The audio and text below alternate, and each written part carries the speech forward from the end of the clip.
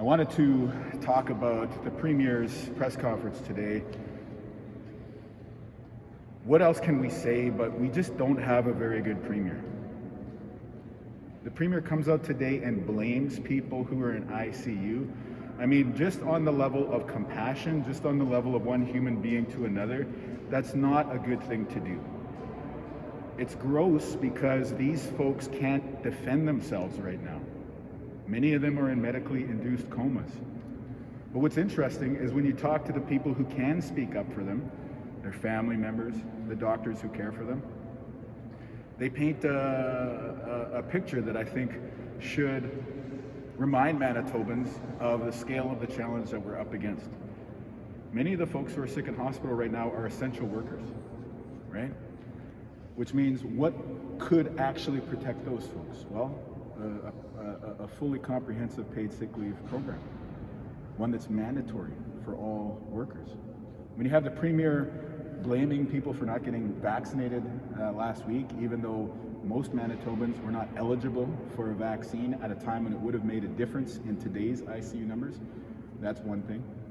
For us to see the absolute embarrassment of that Blame Joe Biden press conference over the weekend, to see 18 people sent out of province in the intervening days, and then to have the Premier respond not with empathy and compassion, not even shed some tears as Doug Ford did when things got so bad in Ontario, but instead to have our Premier come out today and double down and blame people for not getting tested. Again, it's just a clear sign we do not have a Premier who is up to the current moment.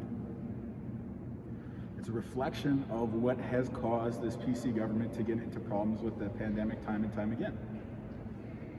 Rather than listening, and you have no clearer illustration than today. Today you have doctors, really highly respected folks in our healthcare system, come out with a very clear message about how bad it is in healthcare, about steps that need to be taken to help us through this current crisis. And rather than responding to that directly, instead the government just tries to manufacture some new statistics to try and change the channel and shift people's attention, but the Manitobans that I'm talking to today aren't buying it. They see right through what Mr. Pallister tried to do, and they're upset, rightfully so. They're upset, and they're asking, how can we have a Premier that's blaming Manitobans for the current crisis when he had it within his power to take actions that would have made a difference? How do we have a leader of this province that blames the very people getting sick when he had within his authority the ability to prevent this?